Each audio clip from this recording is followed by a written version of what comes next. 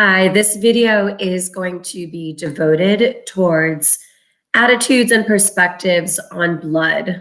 That blood has a history with the power to purify, and blood also has a history of being responsible for polluting. So this is blood that purifies versus blood that pollutes.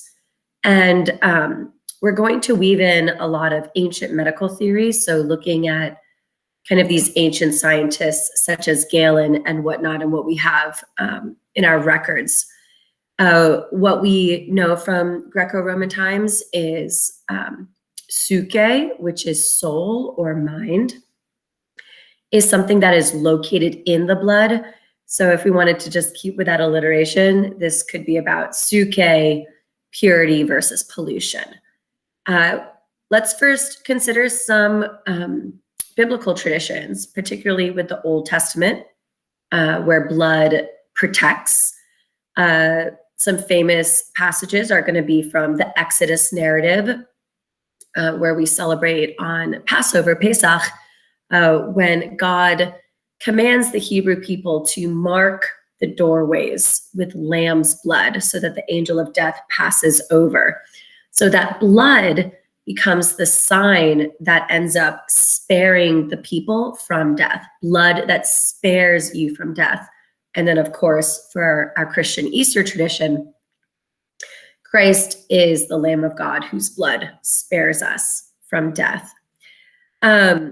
We also know with Old Testament sacrificial culture that blood shed seems to serve that purpose of removing sin, expunging sin. And the important thing to note is it's only specific types of animals that are acceptable. So some blood is palatable and some blood is incompatible. So whether it's an ox, a ram, it would have to be from a male animal that is kosher, and it would have to be from an animal that is without blemish. So the ram wouldn't be able to have a broken leg or something like that in order for the transaction to be effective. Other animals that would be commonly used in the sacrificial system, like doves, birds. So bird's blood, lamb's blood. And yet there is this understanding recorded in Old Testament law that other forms of blood should never, ever approach that sanctuary space, that inner altar area that would have been reserved for kind of the highest levels of the Kohanim, the priesthood. And the most famous type of blood that would have been considered a threat to the altar would have been women's blood. So if a woman is menstruating, she would not be permitted to enter kind of the worship areas, the temple space. She would be asked to kind of temporarily remove herself from the community, and there would be other social consequences as well, where a woman would be permitted or not permitted based off of her monthly cycles, her status. And so this invites us to think about the altar space, which would have been representative of God's presence, something extremely divine. And is that a site that is corruptible? Is that a site that can be tainted or polluted? In other words, if a woman's blood touched it, is that the equivalent of saying that a woman has the power to corrupt holiness, if that makes sense? It's a very interesting situation.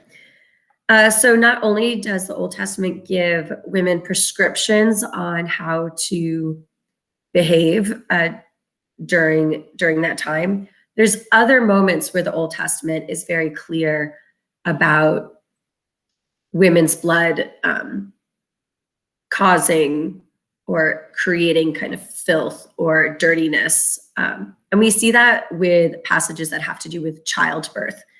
If you look at Leviticus, so Leviticus is a part of the Torah, chapter 12. There are different directions of whether or not a woman has to self-isolate, quarantine herself if she gives birth to a girl versus if she gives birth to a son. So when a woman would give birth to a boy, she would only be dirty for a week. And if she gave birth to a girl, she would actually be dirty for twice as long.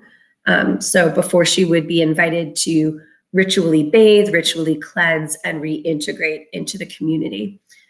And there's a lot of speculation. The Bible doesn't clearly say why there's this discrepancy, but there seems to be this theological concern at play. And it is the notion of who gets to play God. And in general, that language of playing God is always framed in a negative, right? This is the reason you can't just kill someone. I mean, there's lots of reasons. But one of the reasons that's cited is, who do you think you are, God? You can't play God. It's God who gets to determine someone's end or someone's demise. You don't get to intervene and make those judgment calls. And correspondingly, just as God is meant to be the author of death, God is the ultimate creator, the one who gives life. That's God's job. God's the one who gives life. And so what does it mean for mothers to actually act like God in this very critical, natural way, that women are kind of known as these life bearers, life givers? Is that to some measure women usurping God's role, which can feel really unfair, of course, because if God created many women to do this, why would women then be negatively held accountable for doing what God created women to do? So it's definitely an issue where certain people feel stuck, and that can also feel all too familiar in this day and age, women being held to certain standards only to then be belittled for living into those standards. But to lend some arguments to this idea where God is the sole creator, the sole procreator, that all life really does emerge through the single dad, falls back on a lot of Old Testament stories where God is clearly the one who is in charge of opening and closing wombs, right? That God is the one who instigates or gives the gift of life. We call these like barren women traditions, where many women in the Old Testament struggle to conceive, appear to have fertility issues, but through prayer or blessing, God, in miraculous ways even, enables women to do this. So it's always, credit is due to God ultimately. And an ultimate go-to story for God as being capable, the one who does birth the world without the help, without the assistance of women, is in Adam. Adam is this first earth creature, this first earthling who arrives built out, molded out of the earth, out of the dirt, the dust.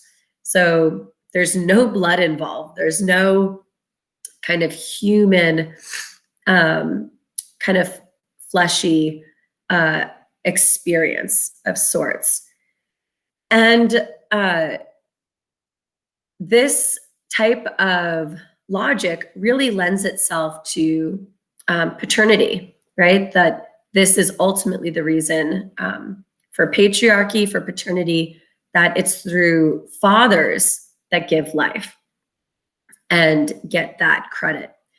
In that kind of same vein, if I draw back upon ancient medical theory, which would not be shared by modern science, let's be clear, but records show that their understanding of semen or the seed is that it was a product or the kind of the emergence of, bear with me, a heated froth of the blood, almost like heated blood. So there was a relationship. And as I've said before, blood would have contained the suke, and suke being translated into soul, mind, right? So the soul force. So again, the semen is what contains the soul that children receive. So the father, again, paternity is what is considered credible because it would have been the father's responsibility. It would have been the father bestowing the soul to the child. And in a way, this lends itself to Jesus's immaculate conception because there was no semen, of course, involved in Jesus being born out of Mary. So kind of that blood from an earthly father wouldn't have, the soul would not have come from an earthly father. And it makes it all that more clear for an ancient reader to understand that it's God supplying that soul force, that pneuma. So it's interesting to think about it as something that's bestowed by dads. And especially today when we know how much participation the woman provides for the child and the child's identity.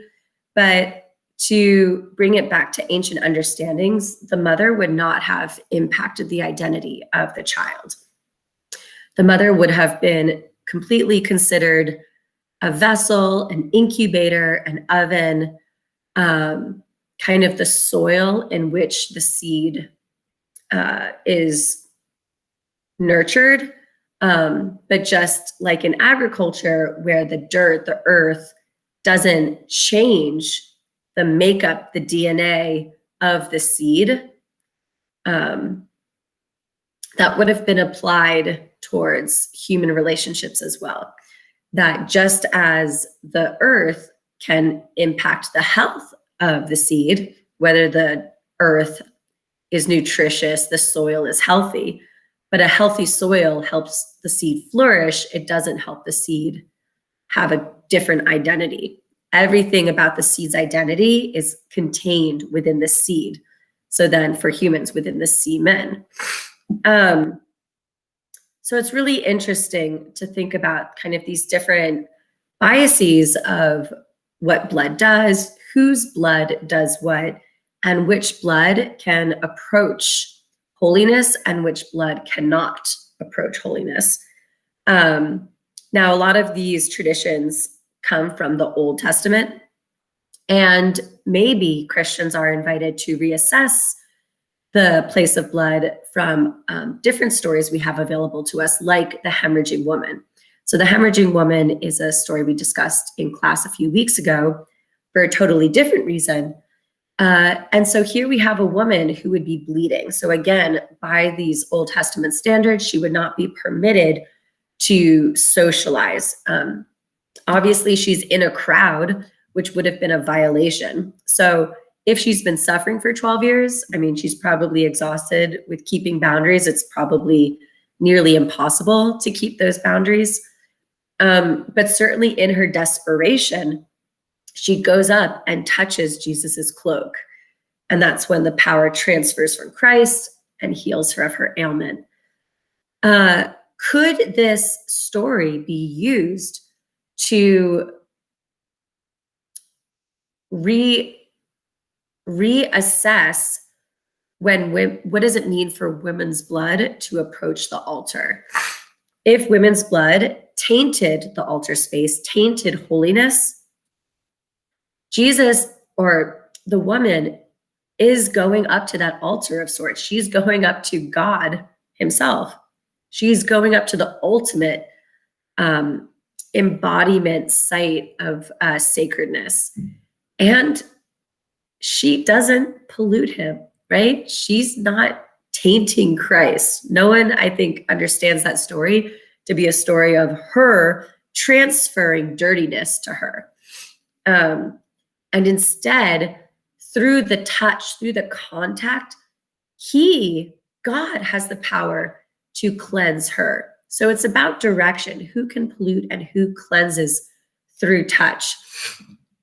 And this is also why people in Jesus's day are confused and asking him, like, why are you eating with sinners? Why are you socializing with that woman over there? This whole idea of corrupted people somehow through contact, through proximity, through closeness could potentially corrupt you, right? This is basically like just transfer of germs. Who gets the cooties?